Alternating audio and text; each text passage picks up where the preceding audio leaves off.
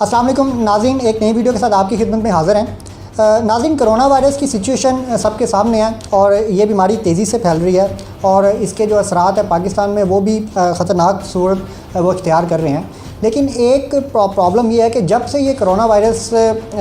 Start हुआ है इस पर डेफिनेटली बहुत सी कॉन्स्पिरेसी थीरीज़ भी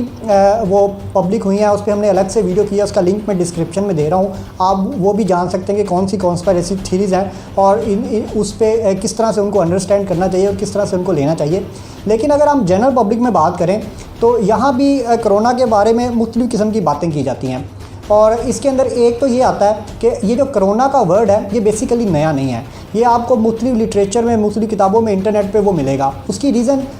डेफिनेटली वो ये है कि ये कोरोना वायरस एक वायरस की किस्म है और उसकी आगे फ़र्दर इकसाम है। और इसमें एक बड़ी इंटरेस्टिंग चीज़ वो ये भी सामने आई कि सोशल मीडिया पे किसी गालबन मैट्रिक की जो बायोलॉजी की टेक्स्ट बुक है उसका एक वो तस्वीर लेके वो शेयर की गई मुख्तलिफ व्हाट्सएप ग्रुप्स में और डिफरेंट सोशल मीडिया प्लेटफॉर्म पे और उस पर ये कहा गया कि जी ये जो कोरोना वायरस है इसका इलाज तो ऑलरेडी टेक्स्ट बुक में लिखा हुआ था और इस वायरस के बारे में भी था, तो फिर फिर हम इसका इलाज क्यों नहीं दरियाफ्त कर सके या हम इसको कंट्रोल क्यों नहीं कर सके। तो इससे लोगों के अंदर मुख्तलिफ तरह के शकूक व शुबहात वो पैदा होते रहे। तो आज हम जो प्रोग्राम कर रहे हैं इसमें हमारे साथ दो एक्सपर्ट्स मौजूद होंगे। हमारे साथ डॉक्टर अली अहमद शेख जो एसोसिएट प्रोफेसर है university of veterinary and animal sciences Lahore में, डिपार्टमेंट ऑफ माइक्रोबायोलॉजी में, वो हमारे साथ होंगे और इनके साथ साथ तहरीम अली माइक्रोबायोलॉजिस्ट हैं, वो भी हमारे साथ मौजूद होंगी। और हम इन जो एक्सपर्ट्स हैं वो ये जानेंगे और सादा अल्फाज में जानेंगे कि ये बेसिकली ये कोरोना वायरस क्या है, वायरस क्या चीज़ है और इसके साथ साथ इसकी जो इसका डायग्नोस्टिक प्रोसेस है, जो तशख़ीस का जो टेस्ट का तरीक़ेकार होता है वो क्या होता है। और जब हम बात करते हैं कि टेस्ट जो वो टेस्ट की सलाहियत बढ़ गई है, कम हो गई है, तो उससे क्या मुराद होता है। और फिर ये भी इस पर भी बात करेंगे कि ये वैक्सीन क्या होती है और ये जो वैक्सीन है ये फिर ये कब तक तैयार हो जाएगी, तो इस पर हम डिस्कस करेंगे।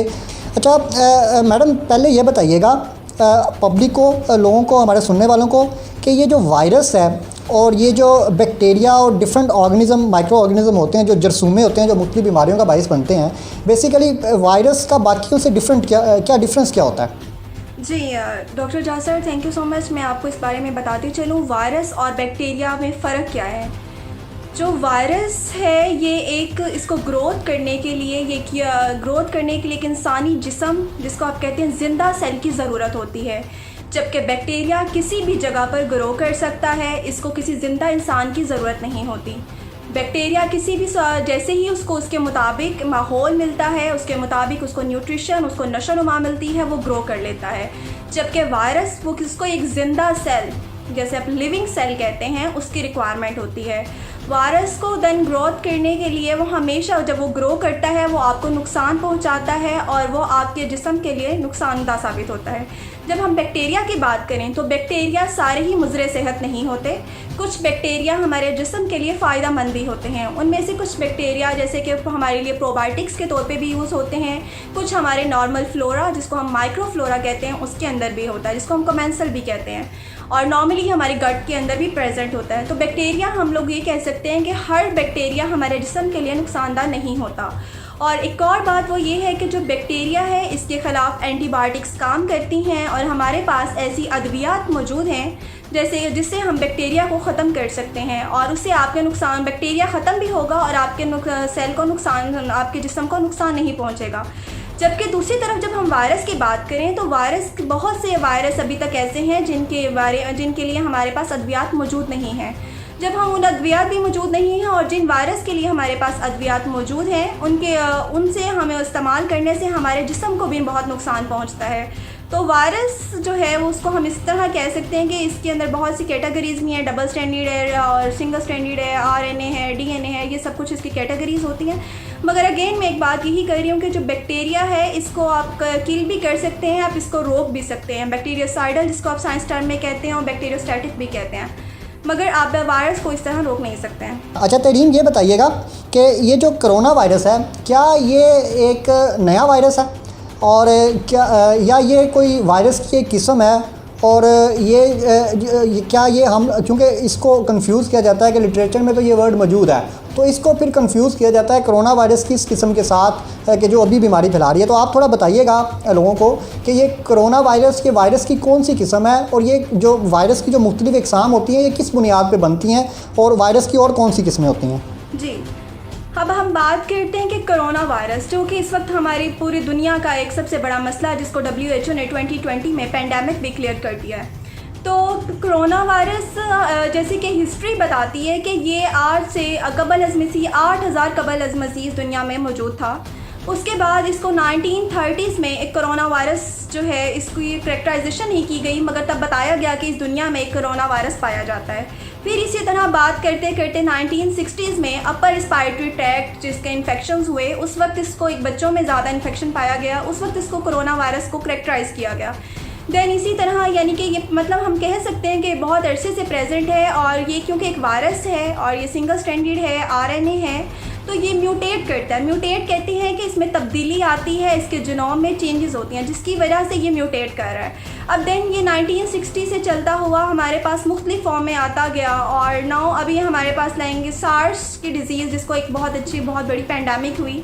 2000 के राउंड अबाउट। तो वहाँ पे उस वक्त हमारे पास 5 के करीब स्ट्रेन्स आई, जिनमें से सार्स, जिसको हम सीवियर एक्यूट रेस्पिरेटरी सिंड्रोम भी कहते हैं, वो बहुत ज़्यादा दुनिया में उसने तबाही मचाई। दैन इसको फिर मर्स कोरोना वायरस आया, जिसको हम middle east respiratory syndrome virus भी कहते हैं, वो कैमल्स में ज़्यादा पाया गया। तो उस तरह ये इवॉल्व होता होता ये 2019 में एक स्ट्रेन हमारे पास आई, जिसको हमने कहा SARS-CoV-2, यानी कि सार्स कोरोना वायरस 2, और जिसको हम नॉर्मल और फॉर्मली टर्म में कोविड-19 कहते हैं। तो अगर हम इसकी इस तरह हिस्ट्री से बात करें तो हमारे पास एविडेंसेस बहुत ज़्यादा थे कि ये पहले से मौजूद है, मगर हम ये नहीं बता सकते थे कि ये कोरोना वायरस की ये वाली स्ट्रेन जो है 2019 में आएगी। तो हम ये नहीं कह सकते कि हमें इस चीज़ों का ऑलरेडी से पता था, यही स्ट्रेन है। यानी कि सादा अल्फाज में मैं ये समझाऊँ कि जो कोरोना वायरस है ये बेसिकली वायरस की जो मुख्तलिफ इकसाम है उसके अंदर मुख्तलिफ उसकी मज़ीद किस्में हैं, जिसमें से ये मौजूदा जो कोरोना वायरस है जिसने कोरोना की आम बीमारी जो मौजूदा इसको फैलाया। यानी जैसे हम आम समझते हैं, अगर सादा ज़बान में देखें कि अगर एक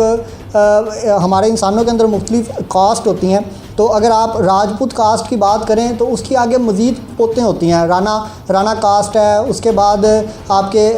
रांगड़ राजपूत है। ये तो यानी ये वायरस जो है ये कोरोना वायरस की इकसाम में से एक है। इसकी जो मज़ीद आगे इकसाम है वो मुख्तलिफ शक्लें बदल के नई किस्म में सामने आता रहता है, और अभी जो हमारे सामने जो आया है वो कोविड-19 यानी SARS-CoV जो वायरस है वो हमारे सामने आया है, जो कि मौजूदा शक्ल है। बिल्कुल ऐसे है जी, बिल्कुल आपने ठीक फरमाया कि ये म्यूटेट होता हुआ, तब्दील होता हुआ, जैसे आप एक कास्ट की सब कास्ट, बिल्कुल आपने जैसा ठीक फरमाया कि जैसे राजपूत है, इनकी डिफरेंट कास्ट आ रही हैं, इसी तरह मतलब डिफरेंट कास्ट की सब कास्ट होती हैं। इसी तरीके से एक वायरस है, इसकी फैमिली की डिफरेंट कास्ट, हमारे पास डिफरेंट स्ट्रेन्स हैं, जो कि म्यूटेट होता होता हमारे पास कोरोना की शक्ल में मौजूद है। जी चलें। अच्छा, आप हमारे साथ ही रहिएगा, हम आपसे मज़ीद डिस्कशन करते हैं। नाज़रीन, अब हम चलते हैं डॉक्टर अली अहमद शेख की तरफ, जो कि एक्सपर्ट हैं लैब डायग्नोसिस के भी और माइक्रोबायोलॉजिस्ट हैं। डॉक्टर साहब, वेलकम टू शो। अच्छा डॉक्टर साहब, हमने अभी डिस्कस किया कि वायरस की जो मुख्तलिफ इकसाम है और उन्हीं में से एक कोविड-19 है। अब आप मुझे ये बात बताइएगा कि ये जो जब हम बात करते हैं इस टेस्ट की, यानी जो कोरोना वायरस का टेस्ट है, और जब हम टेस्ट की बात करते हैं तो उसके अंदर फिर जिक्र होता है कि इसकी टेस्टिंग किट है। तो नाज़रीन को थोड़ा बताइएगा कि ये जो कोरोना वायरस का टेस्ट है इसका प्रोसेस क्या होता है? असल में जो कोरोना वायरस के टेस्ट हैं, इनको जो WHO है और NIH है, इन्होंने जो है इसको 3 कैटेगरीज में डिवाइड किया गया है। पहला जो टेस्ट है जिसको अप्रूव हम कहते हैं कि सीरोलॉजी की बेस पे किया जा सकता है। सीरोलॉजी में किसी भी पेशेंट का जो ब्लड है वो उसको लेके उसमें से उसका एक कंपोनेंट होता है सीरम, उसको सेपरेट किया जाता है, और सीरम सेपरेट करने के बाद उसमें इलाइजा टेस्ट लगाया जा सकता है, या इसके अलावा जो है उसके अंदर हम रैपिड डायग्नोस्टिक किट्स को यूज़ करते हुए उस टेस्ट को हम परफॉर्म करते हैं। लेकिन इस टेस्ट की कुछ लिमिटेशंस हैं। लिमिटेशन ये है कि बहुत से पेशेंट्स के अंदर जब कोरोना का इन्फेक्शन होता है तो उसके बाद उनके अंदर एंटीबॉडीज़ की जो प्रोडक्शन है, क्योंकि ये एंटीबॉडीज़ को डिटेक्ट करता है, जो हमारे अंदर क़ुव्वत मुदाफ़ियत का निज़ाम है, ख़ास किस्म की प्रोटीन है जो हमें बहुत से इन्फेक्शन से बचा रही होती हैं, तो ये उनको बेसिकली डिटेक्ट करना होता है। तो देखा ये गया है कि एक हफ्ते की वायरल अटैक के बाद या एक हफ्ते अगर वायरस उनके जिस्म में रहे तो लेस देन 40% पेशेंट ऐसे होते हैं जिनके अंदर जो एंटीबॉडीज़ का लेवल है वो अचीव होता है। और उसको जो हम रैपिड डायग्नोस्टिक किट्स हैं, जैसे पेनसाइट जिनको किट्स कहा जाता है, जो एंटीबॉडीज़ की ख़ास टाइप IgM को डिटेक्ट करती हैं या IgG को डिटेक्ट करती हैं, तो लेस देन 40% पेशेंट्स में वो एंटीबॉडीज़ जो हैं वो डिटेक्ट हो सकती हैं। On the other hand Elijah जो है वो थोड़ा रिलायबल टेस्ट है। अब ये जो टेस्ट है अगर इसको हम परफॉर्म करें तो इसको परफॉर्म करने में हमें जो रिजल्ट्स हैं वो तकरीबन 4 से 5 घंटे के अंदर हमें जो है वो इसके रिजल्ट्स मिल जाते हैं। लेकिन क्योंकि ये लेस देन 40% पेशेंट्स के अंदर ये इसकी पॉजिटिविटी आती है, तो इससे जो है हम एंटीबॉडीज़ को तो हम डिटेक्ट कर सकते हैं, लेकिन क्या उनमें वायरस है या नहीं है उस लेवल को डिटेक्ट नहीं कर सकते। उसके लिए हमें जो है फिर जो है PCR के ऊपर जाना पड़ता है। अब क्योंकि ये वायरस जो है असल में ये RNA वायरस है। RNA वायरस जो है इसको पहले हमें कन्वर्ट करना पड़ता है DNA के अंदर, cDNA यानी कॉम्प्लीमेंट्री DNA बनाना पड़ता है। उसका तरीका ये होता है कि हम पेशेंट का जो है नेजोफिरेंजियल ओरोफिरेंजियल स्वाब वहाँ से लेते हैं, ब्रोंकियो एल्विलर लिवाज ले सकते हैं, उनका स्पूटम सैंपल ले सकते हैं, नेजल सेक्रीशन ले सकते हैं जिसमें वायरस जो है वो प्रिवेल कर रहा होता है,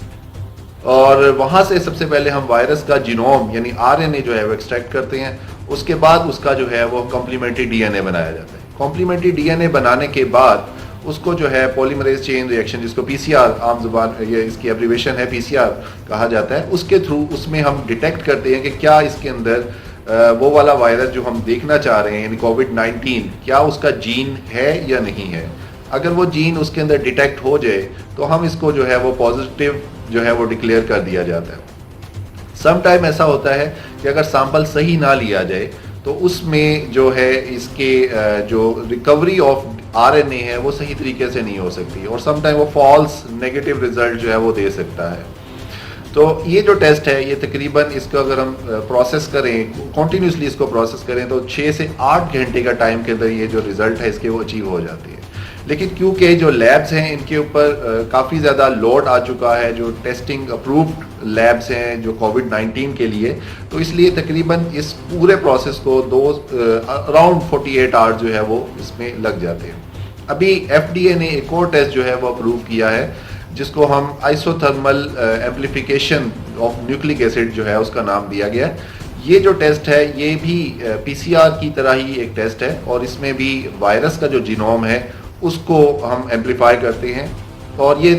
जो है काफ़ी क्विक या रैपिड टेस्ट है और इसका जो रिजल्ट्स हैं तकरीबन 1 घंटे के अंदर वो अचीव हो जाते हैं।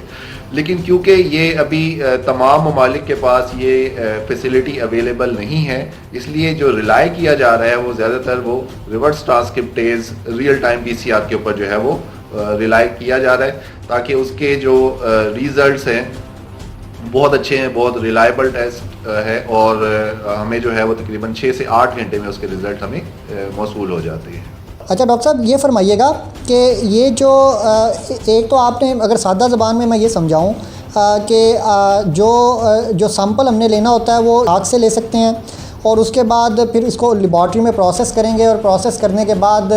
फिर इस पर PCR के थ्रू इसका रिज़ल्ट आएगा और रिज़ल्ट नॉर्मली जो 6 से 8 घंटे में आता है, चूँकि हमारी लेबॉर्ट्री में लोड है तो इस वजह से इस पर ज़्यादा टाइम लग जाता है। अच्छा ये जो आपने नए जो जदीद किस्म बताई है इसकी डायग्नोस्टिक टेस्ट की, क्या ये अभी पाकिस्तान में किसी जगह पर अवेलेबल हुआ है? अभी जो है ये पाकिस्तान में नहीं है, ये एबट लेबॉर्ट्रीज़ जो हैं उन्होंने ये मशीन जो है इस्टेब्लिश की है और रिसेंटली FDA ने ही इसको अप्रूव किया है। तो उम्मीद है कि जल्द ही जो है ये वाली मशीन्स पाकिस्तान में भी आ जाएंगी और फिर ये जो हमारा टेस्ट का दौरानिया है इसको हम मज़ीद कम कर सकेंगे और हम जितना जल्दी इसको डायग्नोज करेंगे उतना जल्दी हम जो है वो पेशेंट्स को आइडेंटिफाई कर सकते हैं, उतनी जल्दी हम उनकी ट्रीटमेंट स्टार्ट कर सकते हैं और हम जो है वो रिकवरी फेज़ में जो है वो जल्दी हम एंटर हो सकते हैं। तो अभी जो है ये मशीन्स क्योंकि अब रिसेंटली अप्रूव हुई हैं तो ज़ाहिर बात है कंपनीज जो है उनको इस्टेब्लिश करना है, उनकी डिमांड को फुलफ़िल करना है। तो अभी जो है सो फार पाकिस्तान में नहीं है, लेकिन उम्मीद है कि ये जल्द ही पाकिस्तान में भी ये आ जाएंगी। डॉक्टर साहब मैं ये गुजारिश कर रहा था कि जब हम आम एक बात करते हैं कि जी हमारे पास जो टेस्टिंग कैपेसिटी है वो 2000 टेस्ट की हो गई है या 5000 टेस्ट की हो गई है या 10,000 टेस्ट की हो गई है, इसका मतलब क्या वो जो आपकी उसका मतलब क्या होता है कि जो आपकी किट के अंदर जो इनॉकुलेशन फैसिलिटीज़ है क्या वो बढ़ गई है, या आपके पास बड़ी किट है, छोटी किट है, इसका मतलब ये होता है, या ये PCR मशीन की कोई लिमिटेशंस होती हैं? असल में डॉक्टर साहब बात ये है, इसमें जो टेस्टिंग कैपेसिटी को अगर हम लेके बात करें तो बहुत से पैरामीटर्स इसमें देखने होते हैं। सबसे इम्पोर्टेंट ये है कि हमारे पास वर्क फोर्स कितनी है। दूसरी चीज़ ये है कि हमारे पास जिन मशीन्स पे हमने रन करना है उन मशीन की अपनी एक कैपेबिलिटीज़ है, अपनी एक कैपेसिटी है। लाइक अगर मैं जनरल बात करूं तो एक आम जो रियल टाइम PCR मशीन है, अगर हम अच्छी हाई फाई किस्म की ले रहे हैं तो उसमें भी एट ए टाइम जो है वो तकरीबन 90 के करीब सैंपल्स वो एक रन में वो रन करेगा। उसकी रीज़न ये है कि उसके साथ हमने कुछ कंट्रोल्स रन करने होती हैं, और फिर कितनी रियल टाइम मशीन्स हम पैरेलल जो है वो रन कर रहे हैं, कितने हम सैंपल्स प्रोसेस कर रहे हैं, क्योंकि सैंपल प्रोसेसिंग और उसके बाद उनके साथ जो क्वालिटी कंट्रोल पैरामीटर्स रन करने हैं वो भी एक बहुत इंपॉर्टेंट मैटर कर रही होती है चीज़। अगर हम क्वालिटी कंट्रोल को फोकस नहीं करेंगे कि पॉजिटिव कंट्रोल, नेगेटिव कंट्रोल और फिर उनकी जो ट्रेंड एनालिसिस अगर वो हम सही तरीके से नहीं कर सकेंगे तो हमारे टेस्ट की रिलायबिलिटी नहीं रहती। फर्दर ये है कि जो हमारे पास किट्स आ रही होती हैं, जो हम PCR के लिए किट्स ले रहे होते हैं, उनके अंदर रिएक्शन मिक्सचर या रिएक्शन सॉल्यूशंस की एक क्वांटिटी फिक्स होती है। कुछ जो है वो बहुत छोटी किट्स हैं, वो 100 रिएक्शंस के लिए होती हैं, कुछ जो है बड़ी हैं वो 1000 रिएक्शंस के लिए हैं, कुछ इससे बड़ी हैं जो इससे ज़्यादा 3000 या 5000 रिएक्शंस के लिए है। तो ये उसके ऊपर डिपेंड कर रहा होता है कि हम कौन सी किट इस्तेमाल कर रहे हैं। और क्योंकि इस वक्त पूरी दुनिया में जो है ये लॉट बहुत बढ़ चुका है कि हर किसी की डिमांड बहुत ज़्यादा है कि हमें ये किट्स जो है मिल जाए ताकि हम अपनी जो डायग्नोस्टिक फैसिलिटीज़ है उसको इम्प्रूव कर सकें। तो उसकी बेस पे जो है हमारे पास भी एक समझ लीजिए कि लिमिटेशन है कि ये किट्स जो है उसी हिसाब से हमारे मुल्क में भी आ रही हैं और आगे डिस्ट्रीब्यूट हो रही है। लेकिन गवर्नमेंट की पूरी कोशिश है कि मैक्सिमम किट्स जो हैं वो हम हेल्थ केयर फैसिलिटीज़ में प्रोवाइड कर सकें, ताकि जितना जल्दी हम इसको डायग्नोज करेंगे उतना जल्दी हम इसको कंट्रोल कर सकते हैं। अच्छा तरीम, ये बताइएगा कि आपने पहले हमें बताया वायरस की मुख्तलिफ जो इकसाम हैं और उन्हीं में से एक कोरोना वायरस भी है। अब अगर हम इसकी स्पेसिफिक किस्म की बात करें, ये जो कोविड-19 वायरस है मौजूदा, इस पे बताइएगा कि इस वायरस की क्या खसूसियात हैं, और इसके अंदर जो वो अगर जेनेटिक सीक्वेंसिंग की इसकी बात करें तो ये आपको इसके अंदर किस तरह की चीज़ें मिल रही हैं, और क्या ये इसके अंदर म्यूटेशन किस तरह की आ रही है, और इस वायरस की क्या खसूसियात हैं? डॉक्टर साहब, जैसे तक हम बात करें कि कोरोना वायरस इस वक्त इसकी क्या सी जीनोम है, तो इसकी जीनोम बेसिकली हम लोग अगर जीनोम सीक्वेंसिंग की तरफ जाएं तो इसकी 90%, 90.1% सिमिलैरिटी जो पाई गई है वो बैट के साथ पाई गई है। और इसकी कोरोना विरिडाई फैमिली है, तो ये बीटा कोरोना विरिडाई और डन बैट से इसकी रिजेम्बलेंस है। करेंटली हम लोग इसको कंफर्म नहीं कर सकते, मतलब लाइक सिर्फ 1 से 2 पेपर्स पे पब्लिश किए गए हैं कि इसकी 91% similarities with pangolin, but we can't confirm it.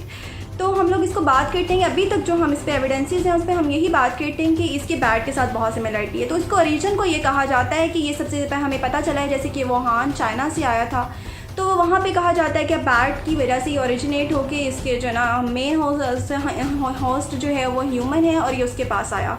Then इसके जीनोम सीक्वेंसिंग की जब हम बात करते हैं तो इसकी डिफरेंट कंट्रीज़ ने जब इसके जीनोम सीक्वेंसिंग करवाई तो हमें पता चला कि इसके डिफरेंट स्ट्रेन्स पाए जाते हैं। अगर हम पाकिस्तान की बात करें तो पाकिस्तान में राउंड अबाउट 8 to 9 जीनोम्स इसके लिए किए गए हैं, जिनमें से 3 to 4 ही अभी सबमिट हुए हैं, जिनमें से आपकी कराची यूनिवर्सिटी है, एक नस्ट है। जो स्ट्रेन्स हम लोगों के पास फाइनल रिजल्ट आए उन स्ट्रेन से हमें ये पता चला कि इनके रिजल्ट्स डिफरेंट हैं, मतलब ये स्ट्रेन्स में कुछ ना कुछ वेरिएशन है।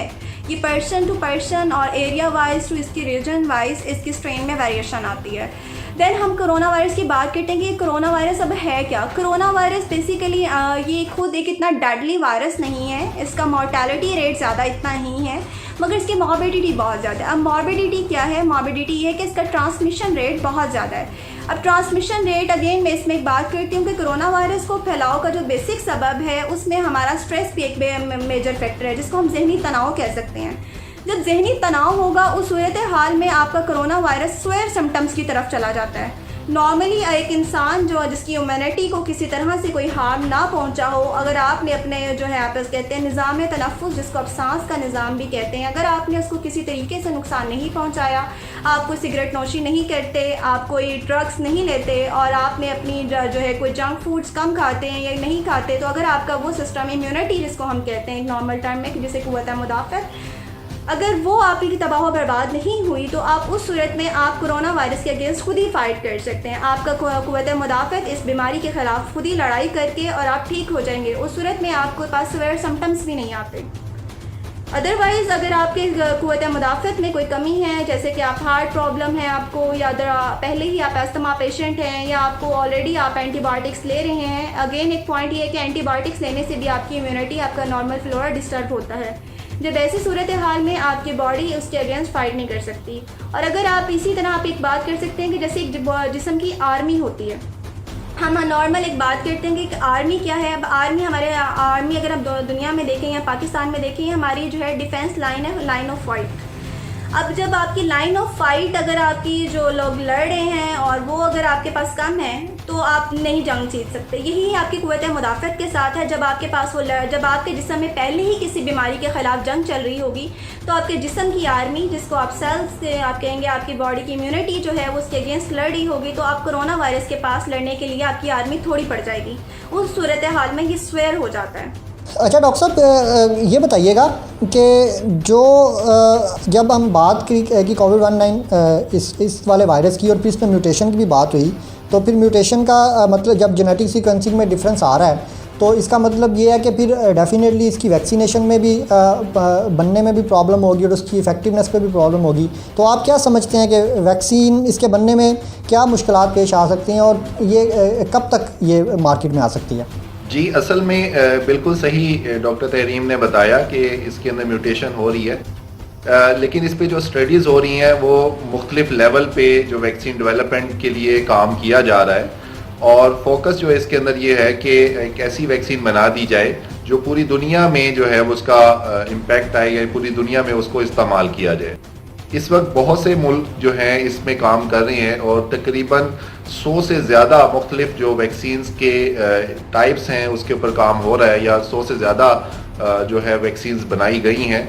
लेकिन इसमें से कुछ ऐसी हैं जिसको अभी अप्रूवल नहीं मिली फर्दर ट्रायल्स के लिए, कुछ ऐसी हैं जिनको ट्रायल्स के लिए जो है वो अप्रूवल मिल गई है। असल में फोकस वही है कि हम एक ऐसी वैक्सीन बनाएं जो हर जगह पे काम कर सके। और इसमें जो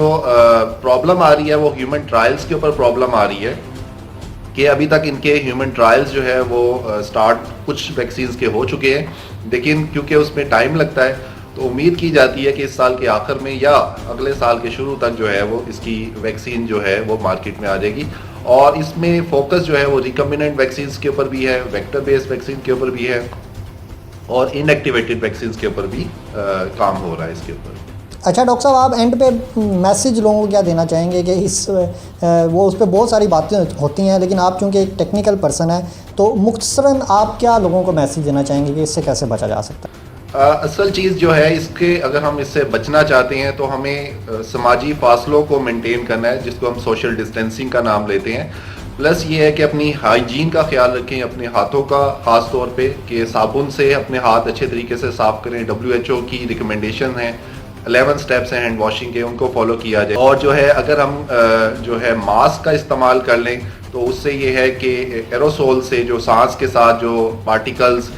जाते हैं वायरस के, अगर खुदा ना खास्ता किसी जगह पे हों तो उससे हम बच सकते हैं। तो ये कुछ ऐसे फैक्टर्स हैं जिसको अगर हम फॉलो करें तो हम अच्छे तरीके से अपने आप को प्रोटेक्ट कर सकते हैं। प्लस अपनी इम्यूनिटी बढ़ाएं, ऐसी हेल्दी डाइट लें, रेस्ट करें प्रॉपरली, और कोशिश करें कि ऐसी जगहों पे ना जाएं जहाँ पे कंजेशन है, और गैर ज़रूरी घरों से बाहर ना निकलें। तो ये सारी चीज़ें अगर हम ऑप्ट कर लेते हैं तो इंशाल्लाह हम जो है इससे अपने आप को महफूज रख सकते हैं, क्योंकि वाहिद इसका जो इससे बचने का तरीका है वो यही है कि अपने आप को इस वायरस से दूर रखा जाए, या ऐसे लोगों से दूर रहें जिनके अंदर कोई किसी किस्म के सिम्टम्स जो है वो नज़र आ रहे हैं। और हाइजीन का ख़ास तौर पे मैं दोबारा ये कहूँगा, हैंड हाइजीन का जो है वो ख़ास तौर पे अपना ख्याल रखें। तहरीम, आप इसमें कुछ इजाफा करना चाहें? जी, मैं एक्चुअली डॉक्टर जासर इस पे एक बात कहना चाहती हूँ, ये कि आप लोग पे सबसे पहले जो है ना स्ट्रेस फ्री रहें, अपने आप को जहनी तनाव में बिल्कुल ना लेके जाएं, नो डेट पैनिक ना करें। येस, यू हैव टू, बिल्कुल डॉक्टर अली ने बिल्कुल ठीक फरमाया कि आप प्रिकॉशंस लें, आप हाइजीन करें, मगर ये नहीं कि चीज़ों को एग्जैजरेट मत करें और सारा दिन सोशल मीडिया देख के तो कोरोना अपडेटर्स ना रहें। दिन में, जैसे कि WHO ने भी रिकमेंड किया कि आप दिन में सिर्फ एक दफ़ा टीवी देखें, that is enough for you to update from the corona virus. And secondly ये कि एक हमारे यहाँ बहुत बड़ी मिसकंसेप्शन पाई जा रही है, वो ये कि जी हमें कोरोना वायरस से फाइट करने के लिए या हाथ धोने के लिए जो है ना हमें बाकायदा सिर्फ डिटोल चाहिए, जिसकी वजह से हमारे पाकिस्तान में माफिया सिस्टम है, तो वो डिटोल भी हमारे पास, आप आपको पता है कि वो शॉर्टेज हो गई है, तो इसके लिए डिटोल होना ज़रूरी नहीं है। You can take any soap and wash your hands for 20 second, वो आपके लिए एनफ होगा, क्योंकि वायरस की जो है वो उससे ब्रेकआउट हो जाती है और आपके लिए कोई ज़रूरी नहीं है कि आपके पास डिटोल या सेफगार्ड हो। Dettol well and good, otherwise आपके लिए सबसे बड़ी बात यही है। सेकेंडली, जब आप अगेन एक ये चीज़ है कि जब आप फ्रिज में, एक हमारे यहाँ एक पॉइंट जो इग्नोर हो रहा है कि वो बाहर से जब आप चीज़ें लेके आते हैं तो वो फ्रिज में रखते हुए उसके लिए बहुत बड़ी प्रिकॉशंस की ज़रूरत है कि आप लाते ही चीज़ों को फ्रिज में मत रखें। अगर आप वायरस को फ्रिज में रख दिया, आपका वो फ्रिज भी कॉन्टामिनेट है और अगर वो ख़त्म भी हो जाता है, इन दैट केस भी वो आपके फ्रिज में बहुत ज़्यादा उसका टाइम ड्यूरेशन प्रोलॉन्ग हो जाएगा, तो आप उसको फ्रिज में मत रखें। और उसका तरीका ये है कि आप अपने शॉपिंग बैग को वहाँ पहले सैनिटाइज़ करें, अगर सैनिटाइज़ नहीं कर मतलब उसको आप रिमूव कर दें। अगर कुछ चीज़ें ऐसी हैं जिनको आप सैनिटाइज़ नहीं कर सकते हैं और आप उसको कुछ देर के लिए बाहर रख दें, धूप में रख दें, ताकि वो आप उससे जो है उसको कुछ टाइम के बाद वो उससे ख़त्म हो जाएगा। और देखें अगेन स्टे, आप अपने घर पे रहें ताकि ये कोरोना वायरस की जो है ना चेन ब्रेक करे, क्योंकि इसकी ट्रांसमिशन पर्सन टू पर्सन ज़्यादा हो रही है। जी जी जी। अच्छा तहरीम, एक मुझे ऑन द लाइटर नोट, ये आपने कहा जी कि टेंशन वो ज़्यादा ना लें, तो एक आप चूँकि ख़ुद भी ख़ातून हैं,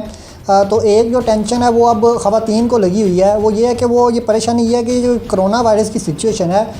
इसमें हम ईद पे कपड़े कैसे बनाएंगे। तो आप चूँकि सोशल वर्कर भी हैं, ये थोड़ा ख़वातीन को मैसेज दें कि अगर ये ईद बगैर कपड़ों के भी गुजर जाए तो कोई क़यामत नहीं आ जाएगी।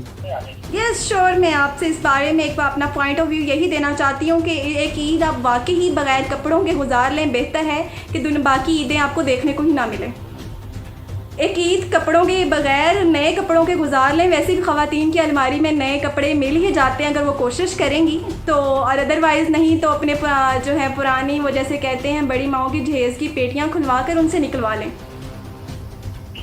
और बजाय इसके कि आप एक ईद गुजारने के लिए कपड़े लेने जाएं और घर में भी सबको कांटेक्ट, क्योंकि जो फीमेल होती है घर की उसका सबसे मेजर रोल है। अगर आपको होगा तो आपकी पूरी फैमिली एट रिस्क होगी और सब आपके बच्चे, और इससे बढ़ के हमारे लिए कोई भी नहीं है। तो काइंडली फीमेल्स के लिए एक पैगाम है कि shopping is not necessary more than your health, so don't go outside for your shopping. जी बहुत शुक्रिया तहरीम अली, और बहुत शुक्रिया डॉक्टर अली अहमद शेख साहब, आप दोनों का बहुत शुक्रिया, आप लोगों ने अपना टाइम दिया। नाज़रीन, ये था हमारा आज का प्रोग्राम। हमने कोशिश की कि सादा ज़बान में आपको समझा सकें कि ये कोरोना वायरस बड़ा पुराना वायरस है, और ये जो मौजूदा इसकी किस्म है, ये कोरोना वायरस की एक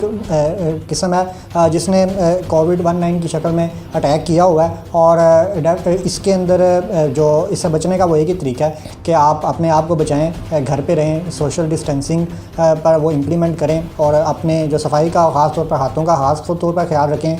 बिला ज़रूरत घर से बाहर ना निकलें, और ख़ास तौर पर एक दूसरे के घरों में जो आना जाना है वो बंद करें ताकि आप वायरस से बच सकें। बहुत शुक्रिया।